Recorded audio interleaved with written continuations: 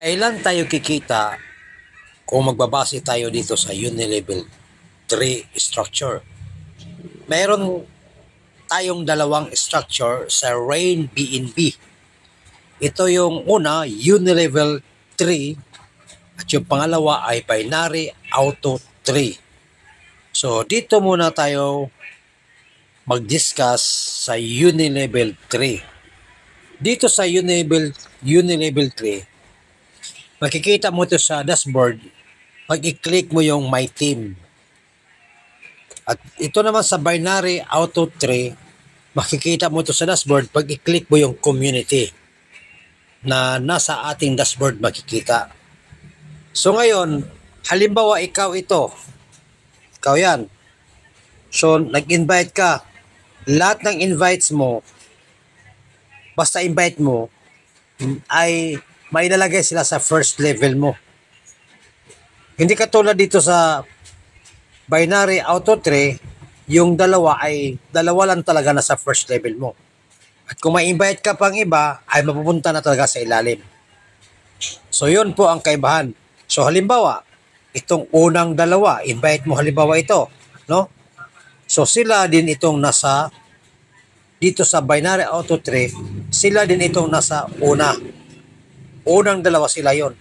So itong pangatlo, may invite ka pangatlo, nandito sa first level mo sa Unilevel 3. Pero itong pangatlo, nandito yan, ito siya. Doon. Tapos itong pangapat, kung dito sa Unilevel 3, nandito siya sa first level mo pa rin. Pero pag dito sa Binary 3, dito na siya dito sa second level. Basta nandito siya. So dito naman, ang kaibahan dito, pwedeng ang invites ng applied mo, halimbawa may applied ka dito, pwedeng mapupunta sa ilalim.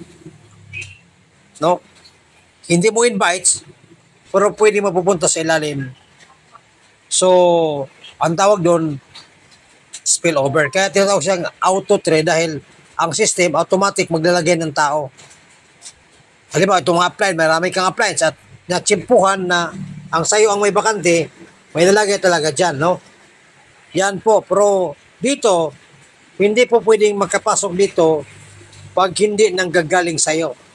So itong second level ay invites na po ito sa mga tao na nasa first level mo. So ganun din ang mangyari. Pag may third level ka, sila na po ang invites ng mga tao na nasa second level mo.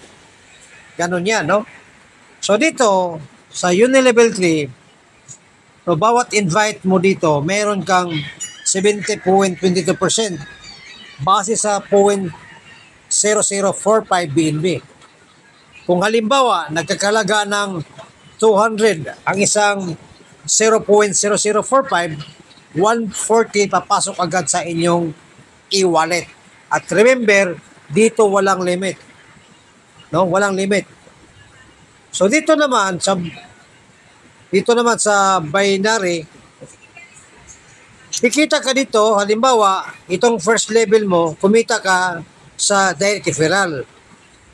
Pero kung ang iba ay dito na sa second level, maaaring ang iba ay invite mo pa rin, basta invite mo, mayroon kang direct referral. Pero pagdating sa binary 3, meron kasi na yung tinatawag na rank upgrade bonus. So itong second level, pag mag-upgrade into second rank, ikaw po ang kikita. Tandaan mo, ikaw ang kikita. So ibig sabihin, itong nasa first level, kung mag-upgrade into second rank, hindi ikaw ang kikita. Yung applied mo ang kikita. Yung sinundan mo, maring hindi siya talaga yung direct applied mo, or maring na-spillover ka, pero kung sino mang nasa taas mo, siya ang kikita kung itong dalawa mag-upgrade into influencer. Pero itong dalawa, itong apat, maaaring invite na nila. Itong dalawa, maaaring invite niya. Itong dalawa, maaaring invite niya. Pag mag-upgrade into second rank influencer, ikaw po ang kikita. That is 62% mapupunta sa'yo. Diretso na po pasok sa inyong wallet.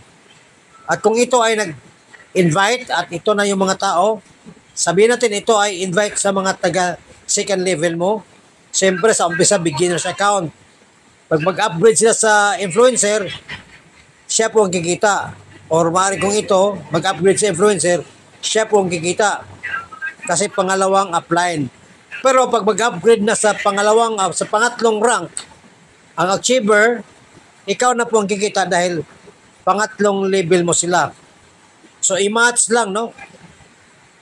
So, mula sa iyo, third level, 1, 2, 3, ikaw po ang kikita pag mag-upgrade din sila sa rank number 3. Ganon din na mangyari sa rank number 4, rank number 5.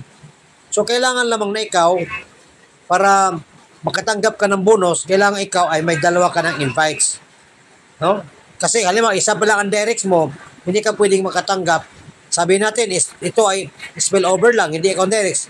Ito lang ang directs mo, tapos wala ka ng direct referral dito, hindi ka makatanggap. So, kailangan ikaw ay mayroon kang direct na dalawa, at least dalawa. No? Para, pag may mag-upgrade, kikita ka. Basta ikaw ay nag-achiever ka rin, no? Halimbawa, ikaw ay 4th rank, ambassador rank. Ibig sabihin, itong mga invites nila, so magiging 4th level mo. Kung sino sa kanila mag-upgrade into ambassador rank, ikaw na naman ang kikita ulit.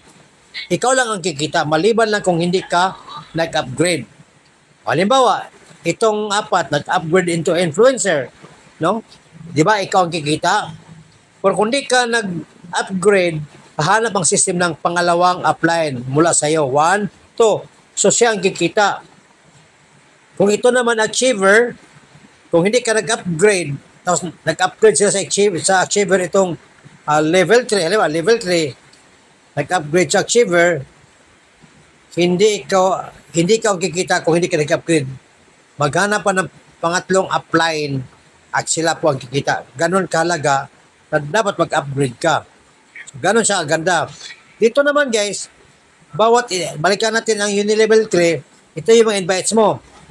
So itong mga direct invites mo, pag mag-upgrade, meron kang additional 10%. Hindi ba sa una, ang matatanggap mo 70.22%.